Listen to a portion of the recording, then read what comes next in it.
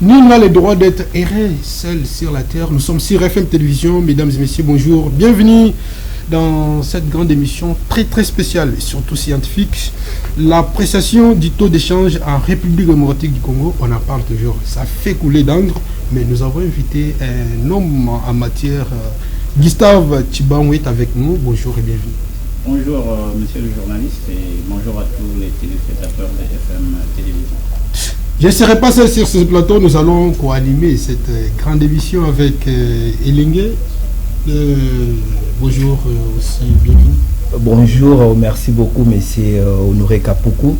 Merci aussi aux téléspectateurs qui nous suivent à la maison, vous êtes très nombreux, merci beaucoup. Encore une fois de plus, merci monsieur Honoré. Mais vous avez oublié de dire fils du terroir. Vraiment, vraiment. Première question, monsieur Gustave, comment se structure les marchés d'échange en République démocratique du Congo? Merci beaucoup monsieur le journaliste, c'est toujours intéressant. Je suis d'abord ravi que vous m'ayez choisi pour pouvoir intervenir autour de ce grand sujet d'actualité.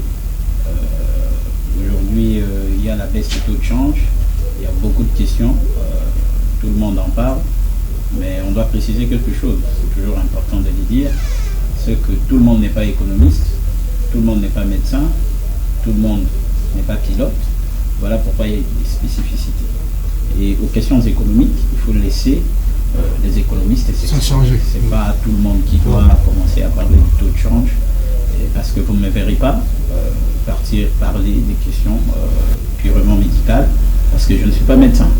Je veux parler économie, je veux parler des questions économiques. Voilà pourquoi je suis invité aujourd'hui. En fait, le marché de change congolais est compartimenté en deux. Ça veut dire que nous avons d'un côté le marché d'échange officiel et de l'autre côté nous avons le marché d'échange parallèle, ce que nous appelons le marché d'échange noir. Et l'exemple est simple.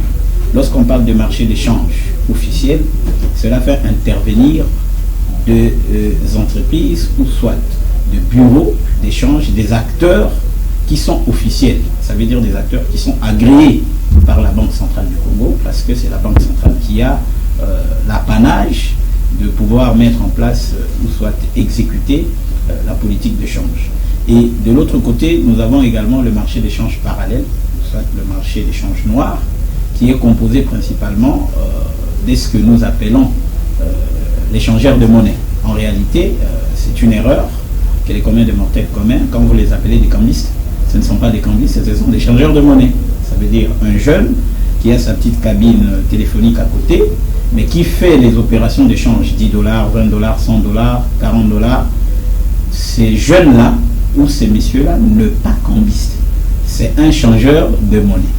Et le cambiste, c'est celui qui est agréé par la Banque centrale du Congo. Ça veut dire qu'il a un agrément pour pouvoir effectuer les opérations d'échange. Et en l'occurrence, c'est comme ça que vous avez par exemple des bureaux d'échange qui sont un peu partout. Et ces bureaux d'échange-là ont l'agrément de la Banque centrale. Et ils sont obligés de pouvoir transmettre leurs opérations d'échange à la fin de la journée. Et principalement de 7 h jusqu'à 16 h. Donc à la fin de la journée, l'opérateur qui est agréé par la Banque centrale, en l'occurrence ici les bureaux d'échange, est appelé, il est exigé à cet opérateur de transmettre les opérations d'achat et de vente des devises, en l'occurrence ici, des dollars. Ça veut dire il a vendu combien de dollars, il a acheté combien de dollars, il doit transmettre ces informations à la Banque centrale et c'est grâce à ces informations que la Banque centrale détermine ce que nous appelons le taux de change officiel qui va pouvoir publier le matin de la journée suivante. Donc le taux d'échange qu'on voit publié par la Banque centrale, c'est un taux d'échange indicatif. Ce n'est pas un taux de change fixe où on dit voilà, à partir d'aujourd'hui, la Banque centrale décide les taux de change c'est 2800 ou les taux de change c'est 2500. Non. Les taux de change est déterminé par la confrontation entre l'offre des devises et la demande des devises. Et les informations quant aux ventes et aux achats de devises viennent des bureaux d'échange, viennent des intervenants sur le marché d'échange et des intervenants officiels, dont j'ai dit ceux qui ont l'agrément de la Banque centrale. Et nos changeurs de monnaie, eux ne transmettent rien comme information, et ces opérations-là ne sont pas en réalité prises en compte dans les calculs du taux de change par la Banque centrale. Voilà un peu comment est compartimenté ou soit est structuré le marché de change congolais. Merci beaucoup pour cette précision. Elingue, vous avez la parole. Ok, merci beaucoup, monsieur l'économiste. Oui, oui. Ok, maintenant je voulais juste poser une question pour la clarification, parce que vous venez déjà de donner plusieurs éléments concernant l'hiérarchisation ou bien l'organisation du marché d'échange en République démocratique du Congo. Maintenant, je voulais savoir quels sont les acteurs principaux. Parce que vous dites là que même les garçons du coin, ils peuvent même jouer le pari foot, ils gagnent de l'argent. Du jour au lendemain, ils commencent à changer l'argent. Maintenant, qui est vraiment l'acteur principal dans cette marché, dans ces marchés plutôt? Effectivement, c'est comme je le disais, j'ai donné là la structuration. Ça veut dire que nous avons des types de marchés, le marché officiel et les marchés parallèles. Et à chaque marché, il y a des intervenants. Et en ce qui concerne le marché officiel, nous avons le premier intervenant, c'est la Banque centrale. La Banque centrale du Congo, en fait. C'est elle qui met en place une politique d'échange. Et elle est autonome, en réalité, quant à ce. Et par rapport à ça, elle est l'acteur ou l'actrice principale du marché d'échange. Deuxièmement, nous avons les banques commerciales. Ça veut dire les banques commerciales également interviennent sur les marchés de change. C'est comme ça que vous allez aller, si vous partez dans les agences de nos différentes banques commerciales, vous allez trouver qu'il y a un bureau d'échange à côté. Il y a un cambiste. Pourquoi? Parce que les banques commerciales sont des actrices en réalité sur le marché d'échange. Et à part les banques commerciales, nous avons les bureaux d'échange. Je ne vais pas peut-être citer les noms de certains bureaux d'échange ici pour ne pas faire la publicité, mais si vous marchez dans la ville de Kinshasa, vous allez trouver qu'il y a certains bureaux dont on a écrit bureau d'échange. Ces bureaux-là, c'est un acteur également, un intervenant au niveau du marché d'échange officiel. Donc, nous avons les bureaux d'échange, nous avons les banques commerciales, nous avons également la banque centrale qui intervient sur les marchés d'échange. Et il y a également le public. Parce que si aujourd'hui vous avez vos 30 000 francs, vos 300 000 francs, vous allez vouloir pouvoir les changer en devises. Si vous voulez convertir ça en dollars, vous allez partir auprès d'un acteur du marché d'échange, qui peut être le bureau d'échange, qui peut être une banque commerciale, pour pouvoir convertir vos francs congolais en dollars ou convertir vos dollars en francs congolais. Voilà un peu les acteurs principaux du marché d'échange officiel congolais. Dans cette confusion, parce que tantôt la banque centrale, tantôt le bureau d'échange, tantôt les cambistes, tantôt le public, comme vous venez de numérer, est-ce que dans cet écosystème, on peut dire que ce marché-là est vraiment formel aussi en République démocratique du Congo? Ou est-ce que c'est normal que quelqu'un puisse, sans document, directement commencer à manipuler l'argent, faire de l'échange dans un pays sérieux? Et c'est normal. Vous avez la parole. Et surtout qu'il a martelé sur un pays qui le mot sérieux. Dans un pays sérieux. Quelqu'un peut se réveiller comme ça les matins parce qu'il a gagné de l'argent par-ci par-là et il commence directement à changer. Est-ce que ces secteurs-là est vraiment régulé? En fait, il y a la régulation parce que l'autorité qui est censée pouvoir réguler, là qui représente en réalité l'État, la Banque centrale, mais en fait ce sont des défis, ce sont des faiblesses de notre système financier qu'on doit pouvoir relever. On ne peut pas trouver dans un pays où on se réveille juste le matin, on prend sa petite table, on met au coin et puis on commence à effectuer les opérations d'échange. C'est pour ça que vous voyez, il y a cette problématique également de la volatilité du taux de change. Il y a plusieurs facteurs, mais parmi les facteurs qui influent également sur le marché de change, c'est également la spéculation. Donc la Banque centrale a du mal, par exemple, à pouvoir saisir les opérations qui sont effectuées sur ce marché parallèle. Ce sont des estimations. Et donc, ce sont des transactions énormes qui sont effectuées également sur les marchés de change. Et ces marchés de change parallèles est né d'où? Parce que la République démocratique du Congo a aussi une histoire économique. Et donc, ces marchés s'est développé du fait qu'à un certain moment, nous, en tant qu'État, la Banque centrale, par exemple, les banques commerciales ne sont pas à mesure de pouvoir satisfaire la demande en devises, mais surtout aussi l'instabilité économique du pays a conduit à ce que les gens perdent la confiance en leur monnaie, une instabilité des prix. Nous avons atteint d'ailleurs plus ou moins 10 000% des taux d'inflation dans ces pays. Nous avons connu des dépréciations du franc congolais, les dépréciations récurrentes du Zaïre.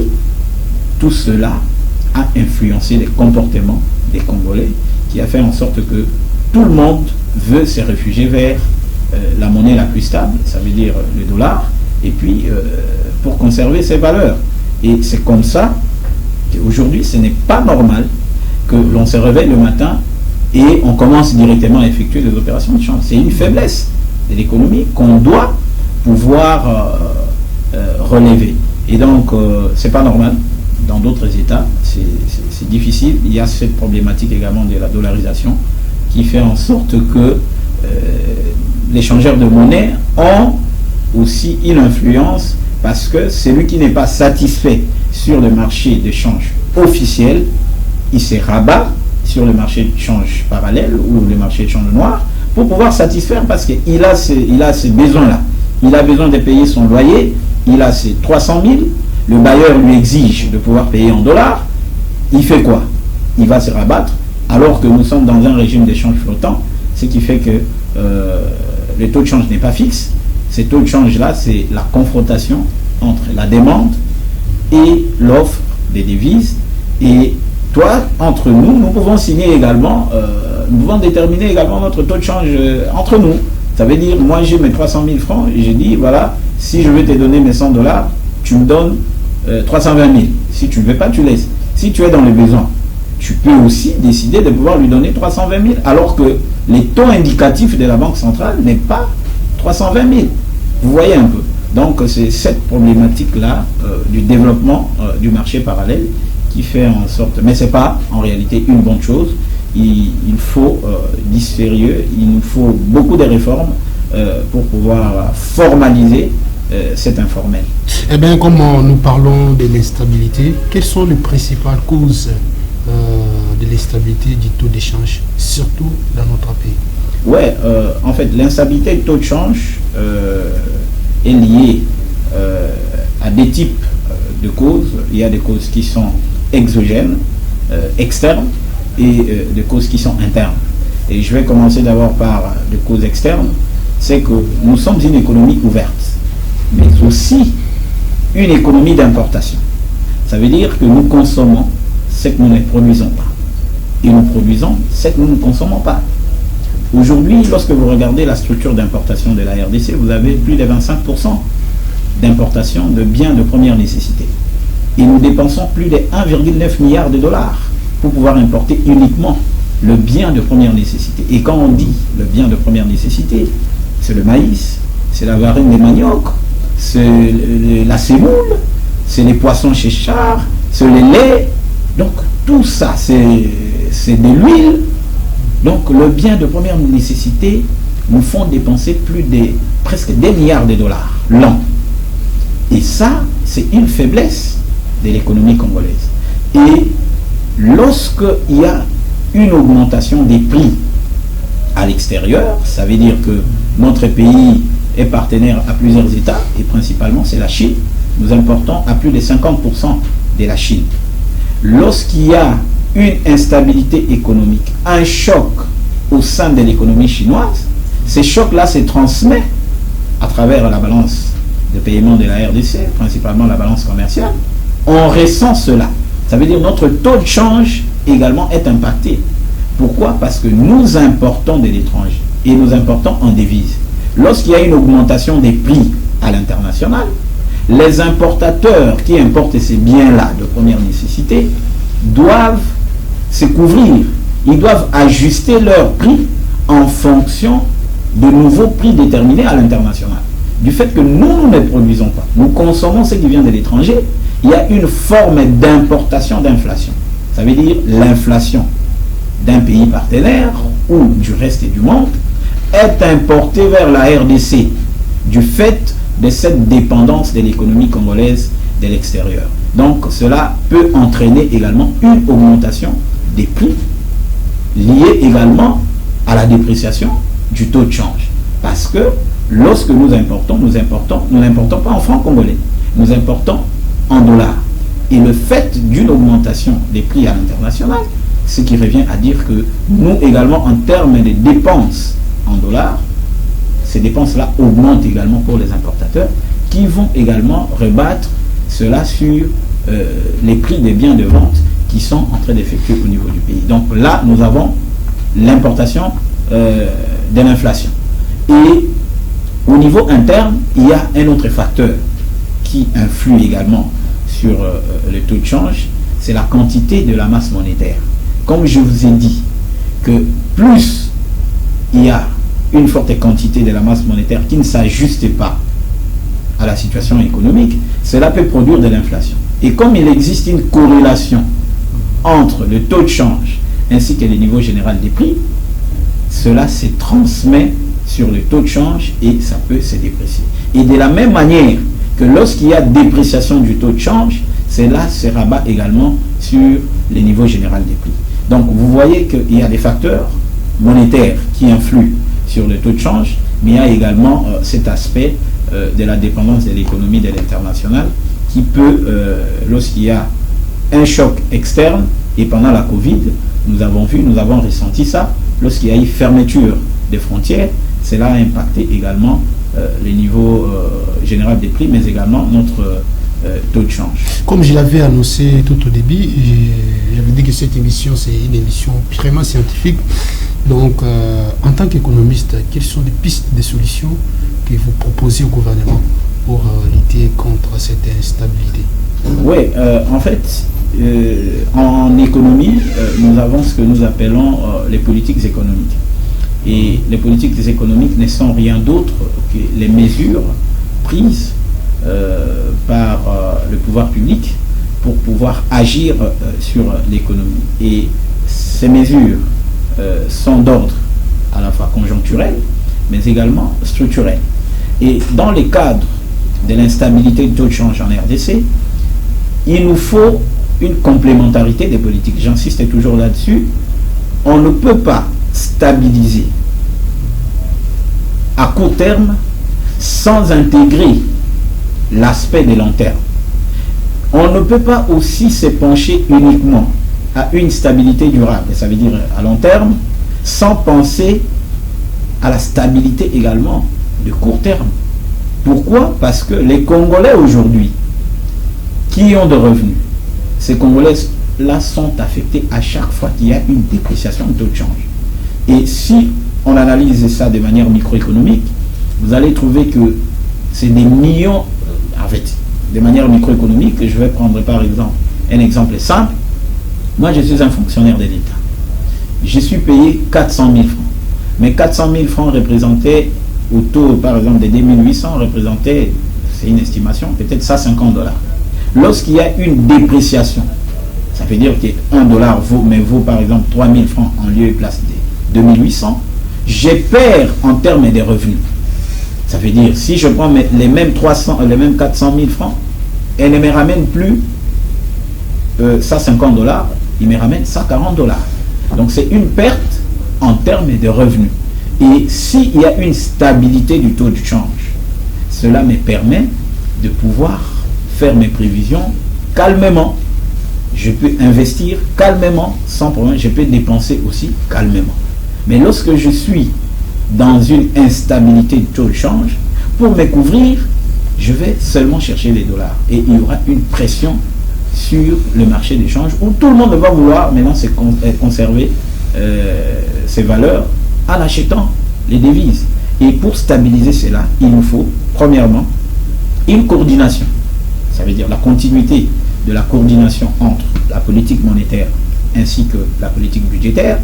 Ce qui a été fait, et c'est ce qui nous a conduit aujourd'hui, nous avons une stabilité, par exemple, une baisse du taux de change, c'est lié également à cette coordination entre la politique monétaire et la politique budgétaire. Et la politique budgétaire, c'est l'État, le gouvernement.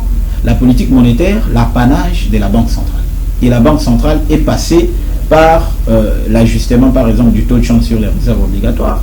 Deuxièmement, les taux de change, la Banque centrale a vendu au mois d'août plus de 50 millions de dollars sur les marchés de change, ça veut dire aux banques commerciales.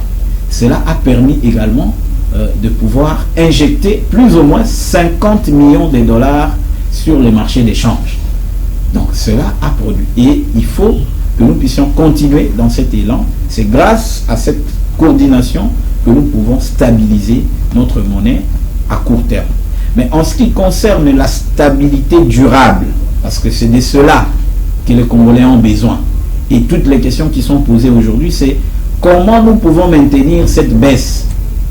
Est-ce qu'on ne va pas rentrer à la case de départ?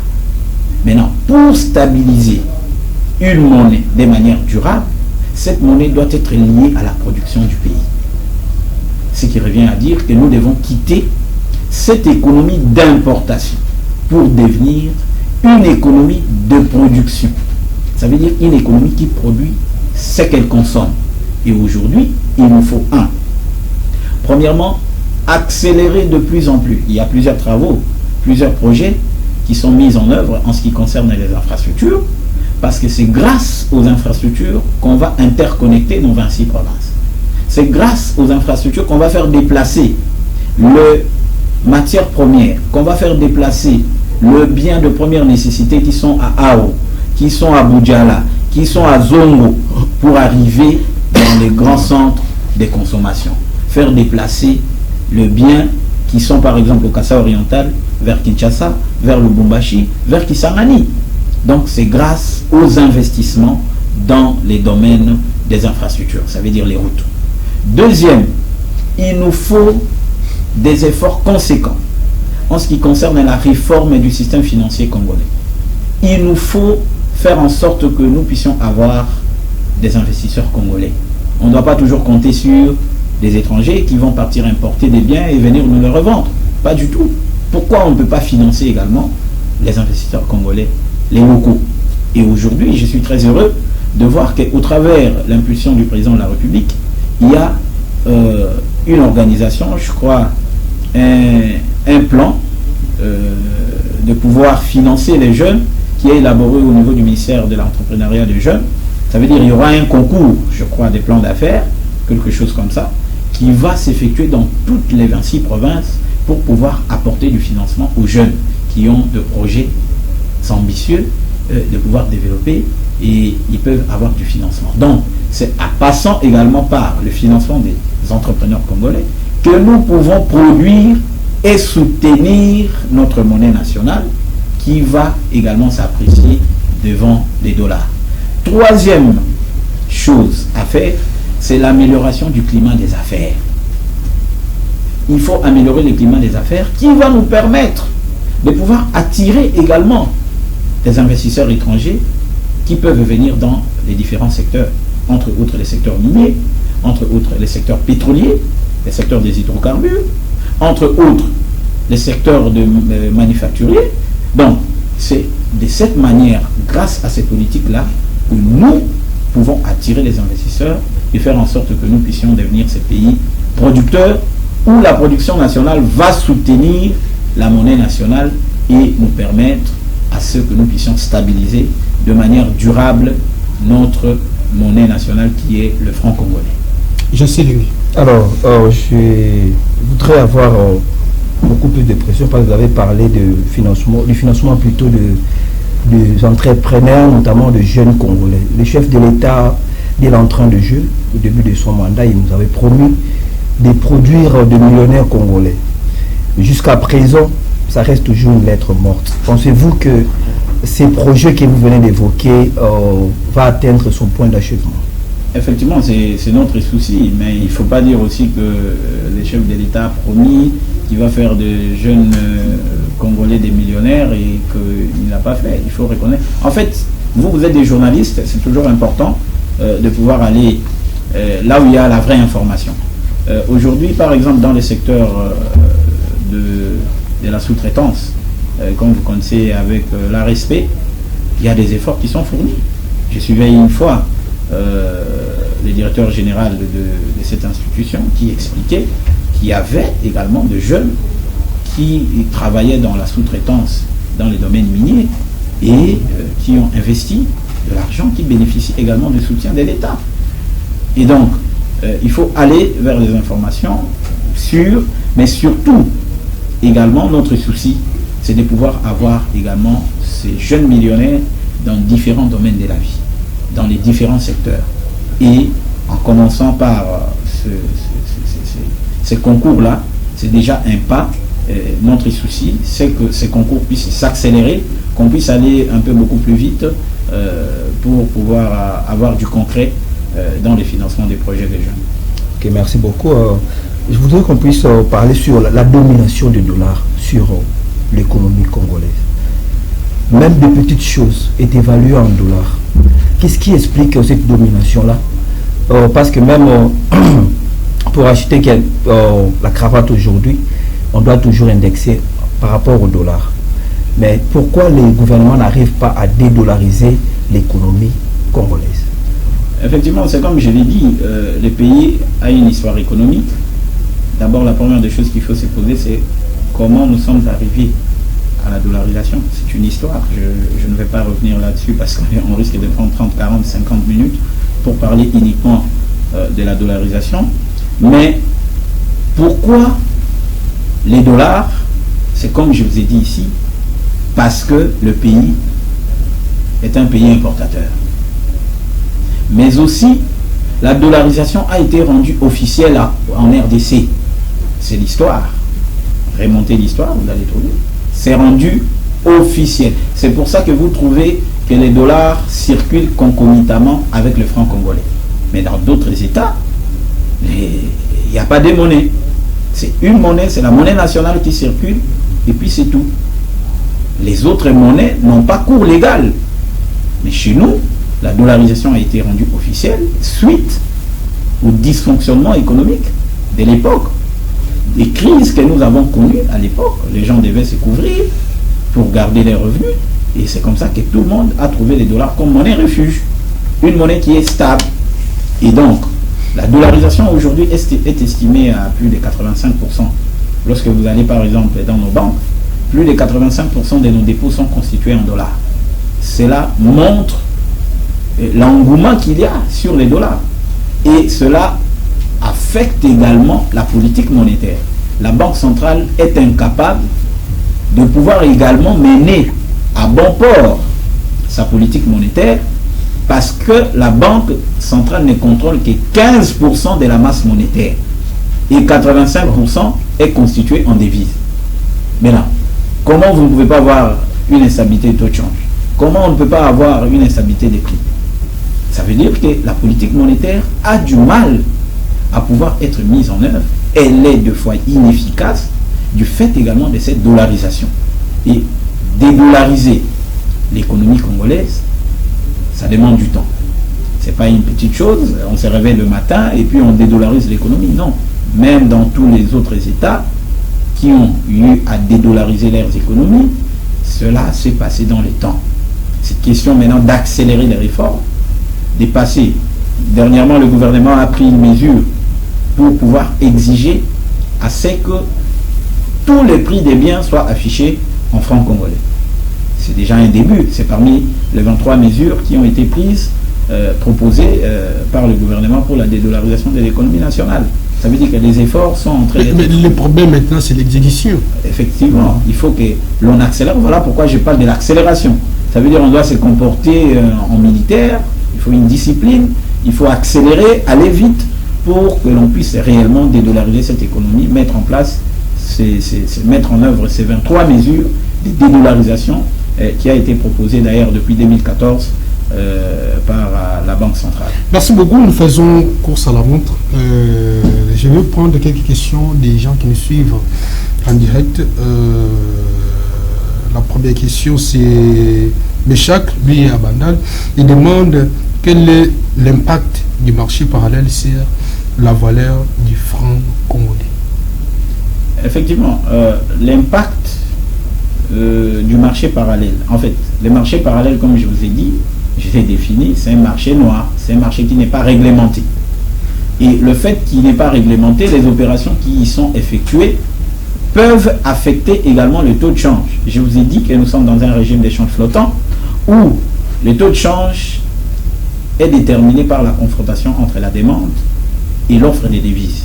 Et cela fait en sorte que lorsqu'il y a plusieurs opérations, ou soit plusieurs transactions qui sont effectuées sur le marché d'échange, ces opérations-là, si elles sont nombreuses, peuvent affecter le taux de change et impacter également la valeur de la monnaie nationale.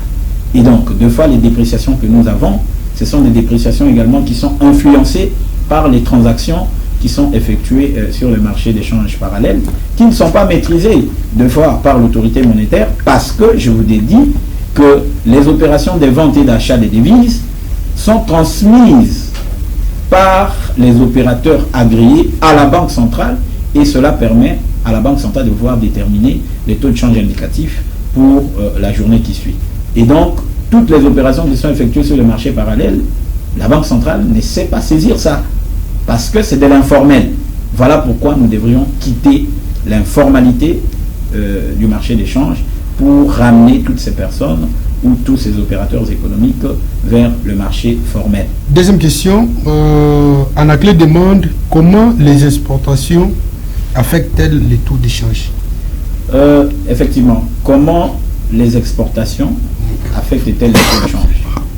En fait, les exportations ici, lorsque la RDC, je vais prendre un exemple très simple, lorsque la RDC exporte ses biens vers l'étranger, et principalement ici, c'est les produits miniers, nous exportons à 97%, ça veut dire sur 100% des exportations de la RDC, 97% sont composés de biens de matières premières, en fait des mines, ainsi qu'une petite partie des hydrocarbures. Et ces exportations ramènent à la RDC ce qu'on appelle les devises, parce que nous ne les vendons pas, ou ça, des entreprises minières ne vendent pas en francs congolais. Elles vendent au niveau international, elles les vendent en devises. Et ces devises-là, d'après la loi, il est recommandé à chaque entreprise qui exporte vers l'étranger de pouvoir ramener au moins, c'était à 40%, mais aujourd'hui ça a été revu à la hausse, il faut ramener au moins 60% du produit des exportations. Cela revient à dire quoi? Cela revient à dire que ces réserves-là, ou soit ces exportations, ramènent les devises, et c'est ces devises-là qui nous permettent, nous, de pouvoir financer également, de constituer les réserves d'échange qui vont permettre en réalité à la Banque centrale de pouvoir intervenir à chaque fois qu'il y a des équilibres sur les marchés d'échange. Je vous ai donné l'exemple ici qu'en août, le 14 août je crois, la Banque centrale avait vendu une valeur de plus ou moins 50 millions de dollars. Ces 50 millions-là, la Banque centrale a puisé dans ses réserves, ça veut dire dans les réserves d'échange. Et ces réserves sont constituées au travers des exportations que nous faisons vers l'étranger, et les réserves internationales sont constituées. C'est ces réserves-là qui permettent au pays de pouvoir financer en réalité ces importations. Et aujourd'hui, les réserves d'échange sont estimées à hauteur de plus ou moins 7 milliards 600 millions, qui représentent pratiquement presque 2 mois d'importation. Ça veut dire que les exportations du pays permettent au pays de pouvoir acquérir les devises, et ces devises-là permettent à l'autorité monétaire et à la Banque centrale de pouvoir intervenir à chaque fois qu'il y a des équilibres sur les marchés d'échange pour pouvoir stabiliser le prix de la monnaie en fait. Vraiment, il y avait plusieurs questions, mais comme le temps nous fait du faux, je vais prendre la dernière question avant de donner la parole à Elingué. Dego, depuis Kankokolo, demande comment, non, ça c'est déjà pris, les exportations minières stabilisent-elles vraiment les francs congolais? En fait, c'est ce que je viens d'expliquer ici. Les exportations minières en fait, n'interviennent pas directement parce qu'on a exporté directement, ça stabilise les marchés de change. Non, c'est un canal, le canal du commerce extérieur. Ça veut dire que lorsque on exporte les mines, ça veut dire les sociétés minières exportent vers l'étranger, ces sociétés-là vendent en dollars, appelons ça comme ça, Et ces dollars-là reviennent au pays à 60%. C'est ces réserves-là qui permettent à l'État, ou soit, disons, la Banque centrale, de pouvoir intervenir également sur les marchés d'échange lorsqu'il y a un déséquilibre. Voilà les canaux par lesquels les réserves issues des exportations minières reviennent au pays, les canaux de la Banque centrale, pour pouvoir stabiliser ou soit impacter les niveaux de taux de change. Il est vous avez la parole. Ok, merci beaucoup, M. Kapoukou. Est-ce que, j'ai deux questions d'ailleurs. Est-ce que le réserve actuel en devise du Banque centrale peut assurer à long terme cette stabilité? Et deuxièmement, pourquoi, malgré cette appréciation, les prix au marché ne diminuent pas? Les Congolais ont ils racontent la même réalité. Les choses qui étaient en $, aujourd'hui, ils ont dédollarisé et même. Ils ont transformé $10 en 29 000 francs. Donc, ils gardent le même taux et ils changent seulement en francs congolais. Qu'est-ce qui explique tous ces manœuvres-là? En fait, l'économie a ses mouvements et l'économie a ses principes. C'est comme je vous ai dit ici que le taux de change, par exemple, lui, il est déterminé entre la confrontation entre ceux qui ont les devises et ceux qui en demandent. Ça veut dire la demande des devises et l'offre de devises. Si la demande, ou soit les demandeurs, sont beaucoup plus nombreux que ceux qui vendent, les prix vont augmenter. Et c'est comme ça. C'est le principe économique. Aujourd'hui, nous avons une appréciation du taux de change. Il y a une certaine rigidité. Pourquoi? Parce que dans le comportement économique, il y a la notion de ce qu'on appelle la notion d'anticipation. Les agences économiques, ou soit les opérateurs économiques, aujourd'hui, réfléchissent dans la durée. Ils étalent leurs réflexions dans le temps et dans l'histoire. Nous connaissons bien que les taux de change de la RDC, c'est un taux de change instable. Il y a une certaine volatilité quant à ces taux.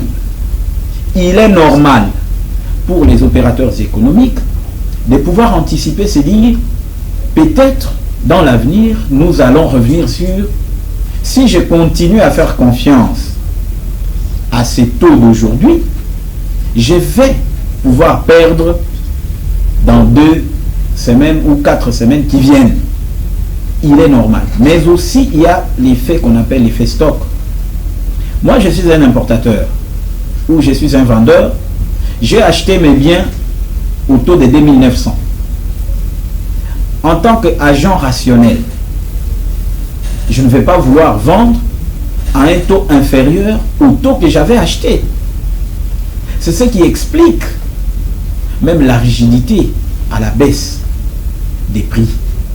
Ça veut dire qu'il y a une corrélation, comme je vous ai dit, entre le taux de change et les niveaux généraux des prix. Et ces biens que nous consommons, la majorité des biens, ce sont des biens importés. Le fait qu'ils sont importés, ce sont des biens qui ont été importés en dollars, au taux, par exemple, de 2900. Aujourd'hui, que le taux est à 2500, l'opérateur économique rationnel qu'il est se voit en train de perdre. Donc, pour sentir les effets, je l'ai même dit dernièrement lors d'une interview, pour sentir les effets d'une appréciation ou de l'appréciation de ce taux de change, il nous faudrait le temps. Il nous faudrait, les études ont démontré d'ailleurs, que les degrés, ou soit les délais de transmission des effets du taux de change sur le niveau général des prix est de pratiquement de 3 mois. Ça veut dire un trimestre. Ça veut dire que ce n'est pas ipso facto que le taux de change s'est apprécié, que les prix doivent automatiquement baisser. Parce qu'il y a des pesanteurs, il y a la notion d'anticipation également qui entre en jeu. Et c'est question que cette stabilité s'étale dans les temps, que le gouvernement fasse un effort de pouvoir maintenir cette stabilité de manière durable, et cela va pouvoir impacter les niveaux généraux des prix dans les jours qui viennent. Mais s'attendre à une relation automatique, baisse du taux de change, baisse du niveau général des prix, c'est pas rationnel en fait. Parce que nous sommes dans une économie atypique. Il ne faut pas oublier que nous sommes une économie atypique. Nous sommes une économie où circulent deux monnaies au même moment. Nous avons les francs congolais, nous avons également les dollars. Les prix sont fixés à la fois en francs congolais, mais également en dollars. Et donc, tous ces aspects font en sorte que les prix peuvent être rigides malgré la baisse du taux de change. Est-ce que le gouvernement a mis un mécanisme de contrôle pour vérifier ces stocks-là? Parce que nous connaissons bien le comportement des Congolais. Mais est-ce qu'ils ont réfléchi à mettre des gens, des contrôleurs, pour vérifier l'apparition de ces stocks-là pour que le prix redescende? Messieurs les journalistes, c'est toujours important. Il faut toujours dire des choses telles qu'elles sont. C'est pas que biloko matakakaka et kitarate matakaka et kitaka. Kazano biloko kitarate maman oyo à Somba Kisaki ya Fufu, je crois, dans le mois d'août, il y avait une légère baisse. Après, les prix ont augmenté. Mais aussi, et kolobate ce qui est loko moko bik et matital, automatiquement on dit il y a la hausse des prix. La hausse est généralisée des prix. Il y a inflation. L'inflation, c'est une hausse généralisée des prix. C'est lorsque les biens qui sont pris en compte dans l'indice des prix à la consommation ont augmenté de manière substantielle. C'est seulement là qu'on parle de l'inflation. Mais ce qui prix, il y a bien mon quoi, il y a panier, il y a mati, et il y a tout ça l'inflation. Donc, on a quand même des prix qui augmentent. C'est pas une bonne chose, c'est une perte de pouvoir d'achat. Mais vous, en tant que journaliste, lorsqu'il y a des avancées sur, parce que ces avancées-là, même s'il y a une baisse, par exemple, de 10 francs, quand vous prenez les 10 francs, vous multipliez par les stocks de ces biens, c'est des millions, c'est des milliards de francs congolais. Donc il faut expliquer également aux Congolais que lorsqu'on prend une mesure de politique économique, il y a également cette notion de délai. Il y a également cette notion d'attente de l'effet. Ce n'est pas automatique de que le gouvernement, hein, c'est comme je le disais ici, les taux de change, on ne les fixe pas, on dit non, à partir d'aujourd'hui, les prix des pains, c'est par exemple 200 francs. Bon, bien que peut-être le pain, c'est des prix administrés, mais vous n'allez pas partir dire non, cette veste, à partir d'aujourd'hui, l'État a décidé que la veste ici doit... Non, il y a une ordonnance, il y a une loi qui structure comment il faut déterminer les prix. Et les prix, par exemple, est déterminé après avoir pris toutes les charges liées à l'importation et tout. Lorsque vous déterminez votre prix de vente, le pouvoir public ou soit l'État vous donne une marge où vous ne pouvez pas dépasser. Lorsque vous voulez déterminer votre marge bénéficiaire, vous ne devez pas aller au-delà de 20% pour les biens locaux et 25% pour les biens venant des importations, ça veut dire venant du reste du monde. Donc, l'effort qu'il faut fournir, c'est qu'il faut qu'un contrôle économique soit fait pour que les opérateurs économiques ne puissent pas se comporter de la même manière lorsqu'il y a dépréciation du taux de change souvent. Parce qu'à chaque fois qu'il y a dépréciation, généralement, les opérateurs économiques véreux se comportent, augmentent les prix des fois de manière exponentielle. Quelque chose qui était à 200 francs, du coup, on les vend à 500. Une augmentation de plus peut-être de 100%, de 200%. Vous voyez un peu. Donc, c'est une question de contrôle économique qu'il faudra accélérer sur terrain pour contrôler ces opérateurs économiques afin qu'ils puissent rester dans le strict respect des règlements, mais également des lois de la République. Ok.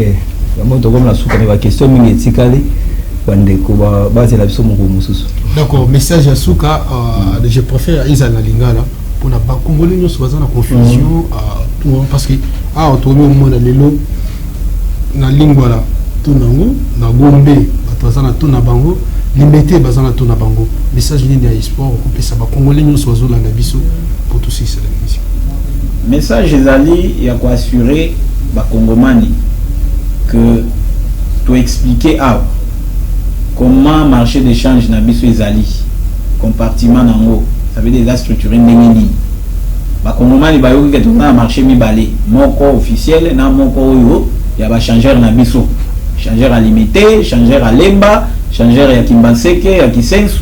Donc chacun également essaie de spéculer à sa manière, mais pouvoir public au travers banque centrale a agisaka au travers ba banque yango monaki a injectaki na mois ya août 50 millions de dollars pour faire en sorte que taux de change ça la nini équita et lelo équiti yango espoir izali gouvernement aza pour rassurer biso que stabilité oyo tokokende nango malembe c'est question de faire aussi appel na ba congomani.